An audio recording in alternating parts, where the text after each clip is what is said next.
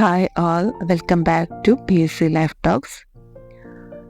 LP interview നടന്നുകൊണ്ടിരിക്കുകയാണ്.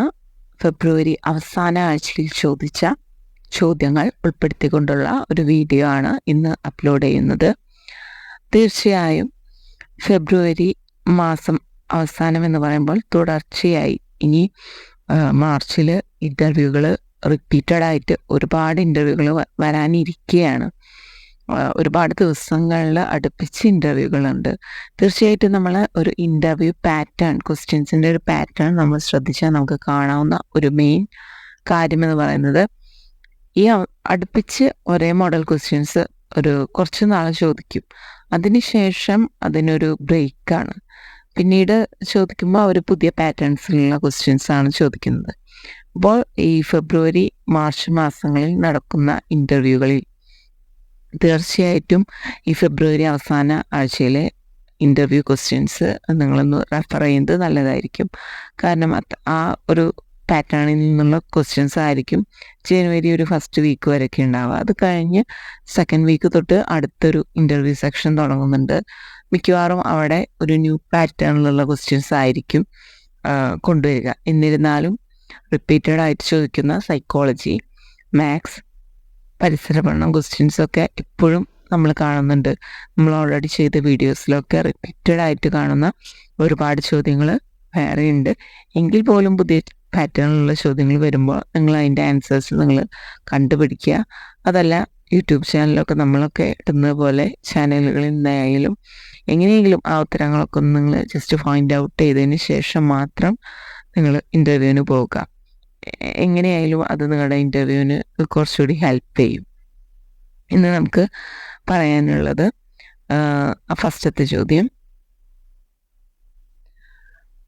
SRG എന്നതിനെ പറ്റിയിട്ട് നമ്മൾ ഒരു വീഡിയോയിൽ ചെയ്തിട്ടുണ്ട്. എങ്കിൽ പോലും അതിനൊരു ചുരുക്കി നമുക്കൊന്ന് പറയാം.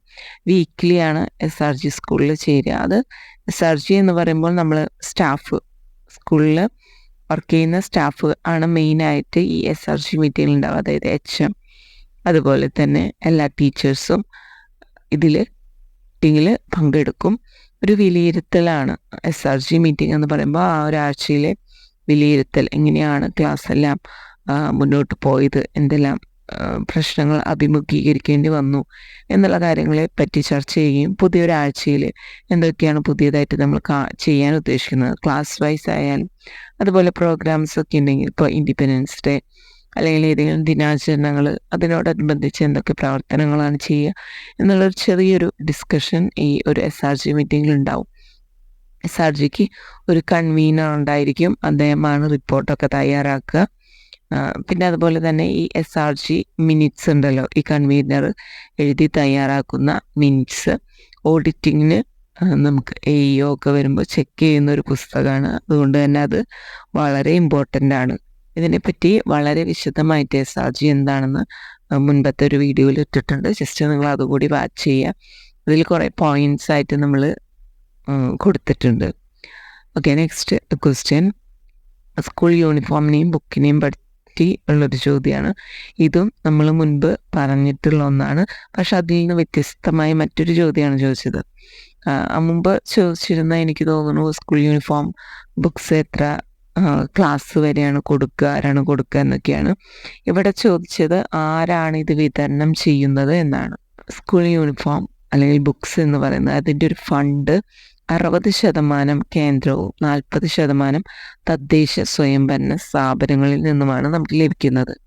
60% കേന്ദ്രത്തിൽ നിന്നും 40% തദ്ദേശ സ്വയംഭരണ സ്ഥാപനങ്ങളിൽ നിന്നും.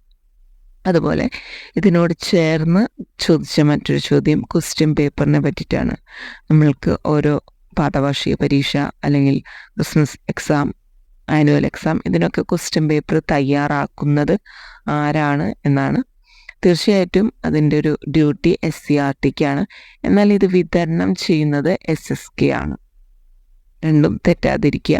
ക്വസ്റ്റ്യൻ പേപ്പർ തയ്യാറാക്കുന്നത് SCERTയും വിതരണം SSKയുമാണ്. നെക്സ്റ്റ് ക്ലബ്ബുകളെ പറ്റിയിട്ടുള്ളൊരു ചോദ്യമാണ് ചോദിച്ചിട്ടുള്ളത്. അത് എത്ര തരം ക്ലബ്ബുകളുണ്ട്, അതിൻ്റെ ഇമ്പോർട്ടൻസ് ഇതൊക്കെയാണ്. തീർച്ചയായിട്ടും ഈ ഒരു ചോദ്യവും റിപ്പീറ്റഡ് ചോദ്യമാണ്. ഇതിനെപ്പറ്റി വളരെ വിശദമായിട്ട് നമ്മൾ മുൻപത്തെ വീഡിയോയിൽ പറഞ്ഞിട്ടുണ്ട്. ഓരോ ക്ലബിൻ്റെയും പ്രത്യേകതകൾ, ഓരോ ക്ലബിലും എന്താണ് ചെയ്യുന്നത് എന്നുള്ള കൃത്യമായ ചോദ്യങ്ങൾ മുൻപ് റിപ്പീറ്റ് ചെയ്ത് വന്നിട്ടുണ്ട്. അതിനെപ്പറ്റിയെല്ലാം നമ്മൾ മുൻപത്തെ വീഡിയോയിൽ പറഞ്ഞിട്ടുണ്ട്. എങ്കിലും ഏതെല്ലാം തരത്തിലുള്ള ക്ലബ്ബുകളാണ് ഉള്ളത് എന്നുള്ളൊരു ചോദ്യം പുതിയതായിട്ട് ചോദിച്ചിട്ടുണ്ട്. സയൻസ് ക്ലബ്ബ്, മാത്സ് ക്ലബ്ബ്, ഭാഷ ലാംഗ്വേജ് ക്ലബ്ബ്, സോഷ്യൽ സയൻസിൻ്റെ ക്ലബ്ബ്, അതുപോലെ നേച്ചർ ക്ലബ്ബ്, വിദ്യാരംഗത്തിനോടനുബന്ധിച്ച് അതിൻ്റെ ഒരു ക്ലബ്ബ് നമ്മുടെ സ്കൂളുകളിൽ ഇപ്പം നിലവിലുണ്ട്. ഇതേപോലെ തന്നെയാണ് നല്ല പാഠം ക്ലബ്ബ്. മലയാള മനോരമ നടത്തുന്ന ഒരു മത്സരമാണെങ്കിൽ പോലും അത് സ്കൂളിൽ ഒരുപാട് മാറ്റങ്ങൾക്ക് വിധേയം ആകാനായിട്ട് ഹെൽപ്പ് ചെയ്ത ഒരു ക്ലബ്ബ് പ്രവർത്തനമാണ്. അതുപോലെ മറ്റൊന്നാണ് സീഡ് ക്ലബ്ബ്, ഹെൽത്ത് ക്ലബ്ബ്. ഇതെല്ലാമാണ് നമുക്ക് സ്കൂളുകളിൽ പ്രവർത്തിക്കുന്ന ക്ലബ്ബുകൾ ചോദിച്ചാൽ പറയാവുന്നത്. മറ്റൊരു ചോദ്യം, ടീച്ചിങ് മാനുവലിൽ വിലയിരുത്തൽ കോളം എന്തിനാണ്, അതിൻ്റെ ആവശ്യകത എന്താണ് അതിൽ നമ്മൾ ഫില്ല് ചെയ്യുന്നത് എന്നാണ്. തീർച്ചയായിട്ടും നമ്മൾ വർക്ക് ചെയ്യുന്നവരാണെങ്കിൽ അത് ഒരു സിമ്പിൾ ക്വസ്റ്റ്യൻ ആണ്. എങ്കിൽ പോലും ആ ഒരു വിലയിരുത്തൽ കോളം എന്തിന് എന്നുള്ളത് നമുക്ക് പെട്ടെന്ന് പറയാം. കുട്ടികളുടെ പ്രതികരണം രേഖപ്പെടുത്താൻ. അതിനപ്പുറം എന്താണ് അതിൻ്റെ ഒരു ദൗത്യം?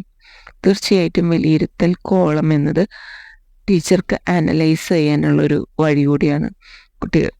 ടീച്ചർ അത് ഓരോ ദിവസവും ടീച്ചിങ് മാനുവൽ അനുസരിച്ച് ക്ലാസ് എടുത്തതിന് ശേഷം അപ്പോൾ തന്നെ പ്രതികരണം രേഖപ്പെടുത്തേണ്ടതാണ്. അതിനുശേഷം നമ്മൾ അടുത്ത ദിവസത്തേക്ക് ടീച്ചിങ് മാനുവൽ തയ്യാറാക്കുമ്പോൾ ഇതിൽ നിന്ന് കുട്ടികളുടെ പ്രതികരണത്തിൻ്റെ ഒരു അടിസ്ഥാനത്തിലായിരിക്കണം അടുത്ത ദിവസത്തെ ടീച്ചിങ് മാനുവൽ ടീച്ചർക്ക് തയ്യാറാക്കേണ്ടത്.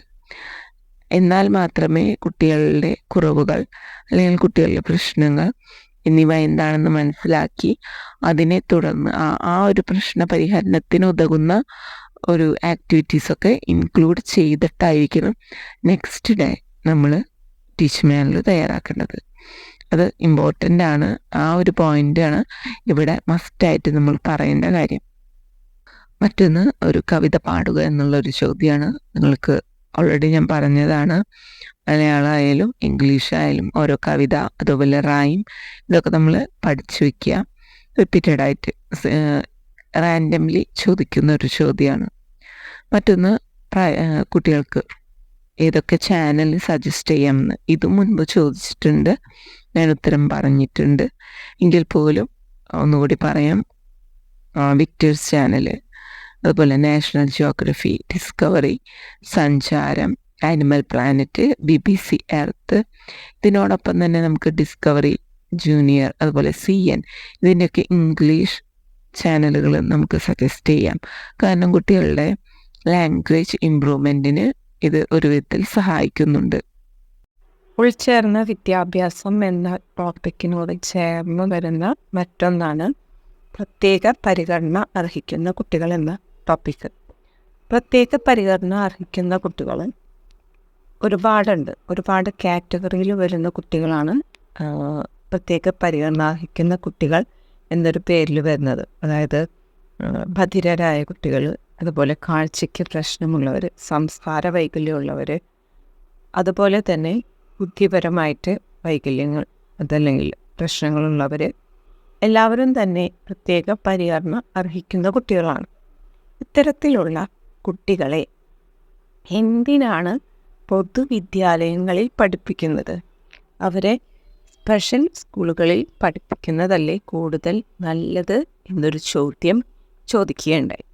തീർച്ചയായിട്ടും ഇത്തരം ഒരു ചോദ്യം വന്നാൽ അല്പം കൺഫ്യൂസ്ഡ് ആവാനുള്ളൊരു സാധ്യതയുണ്ട്. കാരണം സാധാരണയായിട്ട് ഇത്തരം കുട്ടികളെ നമ്മൾ സ്പെഷ്യൽ സ്കൂളുകളിലാണ് മുൻപ് പഠിപ്പിച്ചിരുന്നത്. എന്നാൽ ഇപ്പോൾ ഇൻക്ലൂസീവ് എഡ്യൂക്കേഷൻ എന്ന് പറഞ്ഞ് നമ്മുടെ പൊതുവിദ്യാലയങ്ങളിലാണ് ഇത്തരം കുട്ടികളെ കൂടുതലും പഠിപ്പിക്കുന്നത്. എന്തുകൊണ്ടായിരിക്കാം? തീർച്ചയായിട്ടും ഇത്തരം കുട്ടികൾ ഒറ്റപ്പെട്ട് അവരുടെ രീതിയിലുള്ള കുട്ടികളുമായി മാത്രം സമ്പർക്കത്തിൽ ഏർപ്പെടുമ്പോൾ തീർച്ചയായിട്ടും അവർക്ക് സാധാരണ ജീവിതം നയിക്കുന്ന കുട്ടികളുടെ പെരുമാറ്റം എങ്ങനെയാണ്, അവരുടെ പ്രവർത്തനങ്ങൾ എങ്ങനെയാണ് എന്നൊന്നും കാണാനോ അറിയാനോ ഉള്ളൊരു സാഹചര്യം ലഭിക്കുന്നില്ല. അതിനാൽ അവർ അവരുടേതായ രീതിയിൽ മാത്രം ഒതുങ്ങിക്കൊണ്ട് ജീവിക്കുന്നു. ഈ പ്രത്യേക പരിഗണന അർഹിക്കുന്നവരിൽ ഭിന്നശേഷിക്കാരായ കുട്ടികളിൽ തന്നെ 3 വിധമുണ്ട്. ഇതിനെപ്പറ്റി ഓൾറെഡി ഞാൻ പറഞ്ഞിട്ടുള്ള ഒന്നാണ്. അതായത് മൈൽഡ് കാറ്റഗറിയിൽ പെടുന്നവരും, ഒരു മോഡറേറ്റ് കാറ്റഗറി, ഹൈ ലെവൽ. അതായത് ഇത്തരം 3 ഘട്ടത്തിലായിട്ട് ഇവരുടെ ഈ ഒരു അവസ്ഥയെ നമുക്ക് തരംതിരിക്കാം. അപ്പോൾ ഇതിൽ തന്നെ മൈൽഡ് കാറ്റഗറിയിൽ പെടുന്ന കുട്ടികൾ തീർച്ചയായിട്ടും പൊതുവിദ്യാലയങ്ങളിൽ പഠിക്കാനും അവർക്ക് കുറേയൊക്കെ കാര്യങ്ങൾ എളുപ്പത്തിൽ മനസ്സിലാക്കാനും സാധിക്കും. ടീച്ചറുടെ ചെറിയൊരു ഹെൽപ്പ് മാത്രം അവർക്ക് മതി. അവർ വീട്ടുകാരുടെ കൂടെ പിന്തുണയുണ്ടെങ്കിൽ മറ്റു കുട്ടികളിലെ സാധാരണ കുട്ടികളെ പോലെ തന്നെ പഠിക്കാനുള്ള മികവ് നേടിയ കുട്ടികളാണ് ഈ മൈൽഡ് കാറ്റഗറിയിൽ പെട്ടിട്ടുള്ളവർ.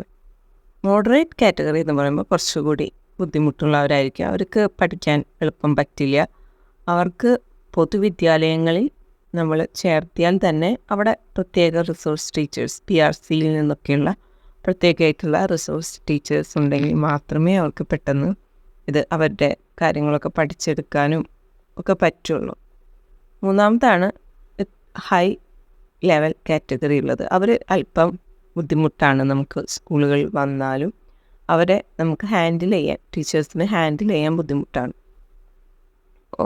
മിക്ക കുട്ടികളും ഈ ഹൈ ലെവൽ പ്രോബ്ലം ഭിന്നശേഷിക്കാരിൽ ഉള്ളവർ തീർച്ചയായിട്ടും അവർക്ക് എപ്പോഴും അനുയോജ്യം ബഡ്സ് സ്കൂളുകളോ അല്ലെങ്കിൽ സ്പെഷ്യൽ സ്കൂളുകളോ ആയിരിക്കും.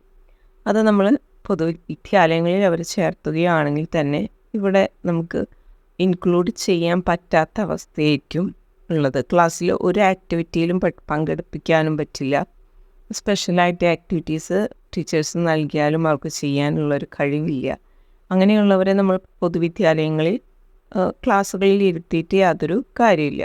ചിലപ്പോൾ അത് ക്ലാസ്സിന് കൂടുതൽ ഡിസ്റ്റർബൻസ് ആകും എന്ന് മാത്രമേ നമുക്ക് പറയാൻ പറ്റുള്ളൂ. അത്തരം കുട്ടികൾക്ക് മാത്രമാണ് ഇന്ന് സ്പെഷ്യൽ എഡ്യൂക്കേഷൻ സെക്ഷനിൽ അവിടുത്തെ വിദ്യാലയങ്ങളിൽ നമ്മളെ പഠിപ്പിക്കാനായിട്ട് അയക്കുന്നത്. ഇത് തീർച്ചയായിട്ടും അറിഞ്ഞിരിക്കണം. കാരണം നമ്മൾ സ്പെഷ്യൽ എഡ്യൂക്കേഷനെ പറ്റിയും ഇൻക്ലൂസീവ് എഡ്യൂക്കേഷനെ പറ്റിയും പറയുമ്പോൾ ഇങ്ങനെ 3 കാറ്റഗറി ഉണ്ടെന്നും ഇതിൽ നിന്നും ഒരു കാറ്റഗറിയെ മാത്രം അങ്ങോട്ട് സ്പെഷ്യൽ സ്കൂളുകളിലേക്ക് നമുക്ക് അയക്കാനുള്ളൊരു അധികാരം ഉണ്ട് എന്നുള്ള കാര്യങ്ങളൊക്കെ നമ്മൾ അറിഞ്ഞിരിക്കണം. മറ്റൊരു പ്രധാനപ്പെട്ട ചോദ്യം പെൻഷനെ പറ്റിയിട്ടാണ്. അതായത് എന്താണ് പെൻഷൻ എന്നും പെൻഷൻ എത്ര വിധമുണ്ട്, ഇപ്പോഴത്തെ വിരമിക്കൽ പ്രായം എത്രയാണ് എന്നുള്ള ചോദ്യങ്ങൾ റിപ്പീറ്റഡായിട്ട് ചോദിച്ചു വരുന്നുണ്ട്. തീർച്ചയായിട്ടും നമ്മൾ അറിഞ്ഞിരിക്കേണ്ട ഒരു ടോപ്പിക്കാണ് അത്. അതുകൊണ്ട് തന്നെ നമുക്ക് പെൻഷനെ പറ്റി ഫസ്റ്റ് പറയാം. പെൻഷൻ 2 വിധമാണുള്ളത്. സ്റ്റാറ്റ്യൂട്ടറി പെൻഷൻ ഉണ്ട്, അതുപോലെ തന്നെ പങ്കാളിത്ത പെൻഷൻ. ഇങ്ങനെ 2 തരത്തിലുള്ള പെൻഷനാണുള്ളത്. സ്റ്റാറ്റ്യൂട്ടറി പെൻഷൻ എന്ന് പറഞ്ഞാൽ ഇപ്പോൾ നിലവിൽ നൽകിക്കൊണ്ടിരിക്കുന്നത്, അതായത് 2013 വരെ, 2013 ഏപ്രിൽ 1 വരെ, അതുവരെയുള്ള സർവീസിൽ കയറിയ എല്ലാവർക്കും, ഗവൺമെൻറ് സർവീസിൽ കയറിയ എല്ലാവർക്കും നൽകുന്നത് സ്റ്റാറ്റ്യൂട്ടറി പെൻഷനാണ്. അപ്പോൾ ഇപ്പോൾ ഗവൺമെൻറ് നൽകുന്നത് ഈ സ്റ്റാറ്റ്യൂട്ടറി പെൻഷനാണ്. കാരണം ഇപ്പോൾ ആരും തന്നെ 2013 ശേഷം കയറിയ ആരും റിട്ടയർ ആയിട്ടില്ല. 2013 ശേഷം കയറിയ ആളുകൾക്കാണ് പങ്കാളിത്ത പെൻഷൻ. അതായത് അവർക്ക് പൂർണ്ണമായിട്ടും ഗവൺമെൻറ് നൽകുന്നതല്ല, അവരുടെ ഒരു ശമ്പളത്തിൽ നിന്ന് പിടിക്കുകയും ഒപ്പം ഗവൺമെൻറ്റിൻ്റെ വിഹിതം കൂടി ഉൾപ്പെടുത്തിക്കൊണ്ടുള്ളൊരു പെൻഷൻ പദ്ധതിയാണ് പങ്കാളിത്ത പെൻഷൻ എന്ന് പറയുന്നത്. അതുവരെ 2013 വരെ സർവീസിൽ കയറിയവരാണെങ്കിൽ അവർക്ക് പൂർണ്ണമായും ഗവൺമെൻറ്റിൽ നിന്നുള്ള പെൻഷനാണ് ലഭിക്കുക. ഇത് രണ്ടും നമ്മളൊന്ന് അറിഞ്ഞിരിക്കണം. ഇതിനെ ഈ ഒരു പങ്കാളിത്ത പെൻഷൻ, സ്റ്റാറ്റ്യൂട്ടറി പെൻഷൻ എന്നതിനോട് ചേർന്ന് കിടക്കുന്നതാണ് നമ്മുടെ വിരമിക്കൽ പ്രായം എന്നത്.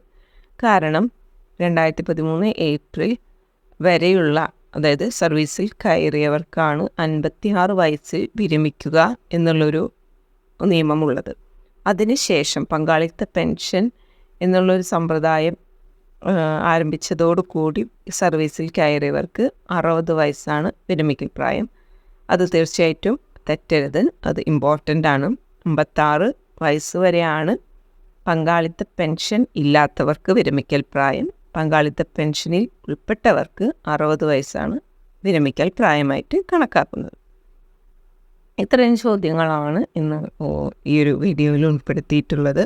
വളരെ ഇമ്പോർട്ടൻ്റ് ആയിട്ടുള്ള ക്വസ്റ്റ്യൻസ് ആണ് നമ്മൾ പറഞ്ഞു പോയത്. പങ്കാളിത്ത പെൻഷനെ പറ്റി, അതുപോലെ നമ്മുടെ പെൻഷൻ എത്ര വയസ്സ് വരെയാണ് എന്നുള്ളത്, അതുപോലെ ഉൾച്ചേർന്ന വിദ്യാഭ്യാസം, പ്രത്യേക പരിഗണന അർഹിക്കുന്ന കുട്ടികൾ അവരെ പൊതുവിദ്യാലയത്തിൽ പഠിപ്പിക്കുന്നതിന് എന്താണ് കാരണം, അവരെ സ്പെഷ്യൽ സ്കൂളിൽ അയക്കുന്നതല്ലേ നല്ലത് എന്നൊരു ചോദ്യം ഉണ്ടായിരുന്നു. അതുപോലെ തന്നെ TM-ൽ വിലയിരുത്തൽ കോളം എന്തിന് എന്നുള്ളൊരു ചോദ്യമുണ്ടായിരുന്നു. മറ്റൊന്ന് പ്രൈമറി സ്കൂൾ കുട്ടികൾക്ക് കാണാവുന്ന ചാനലുകൾ റെക്കമെൻഡ് ചെയ്യാൻ ആവശ്യപ്പെട്ടിരുന്നു. അതുപോലെ കവിതകൾ, റൈമുകൾ പഠിക്കേണ്ടതിൻ്റെ ആവശ്യകത മിക്കവരോടും ചോദിക്കുന്നുണ്ട്. പിന്നെ സ്കൂളിൽ ഇപ്പോൾ നിലവിലുള്ള വ്യത്യസ്ത ക്ലബ്ബുകൾ, സ്കൂൾ യൂണിഫോം, ബുക്സ്, ഇതൊക്കെ ആരാണ് നൽകുന്നത്, അതിൻ്റെ വിഹിതം എത്ര ശതമാനം വീതമാണ്. മറ്റൊന്ന് SRG, അതിൻ്റെ ഇമ്പോർട്ടൻസ്, SRG കൺവീനറിൻ്റെ ഡ്യൂട്ടി. മറ്റൊന്ന് ക്വസ്റ്റ്യൻ പേപ്പർ തയ്യാറാക്കുന്നതിനെ സംബന്ധിച്ചിട്ടുള്ളൊരു ചോദ്യം.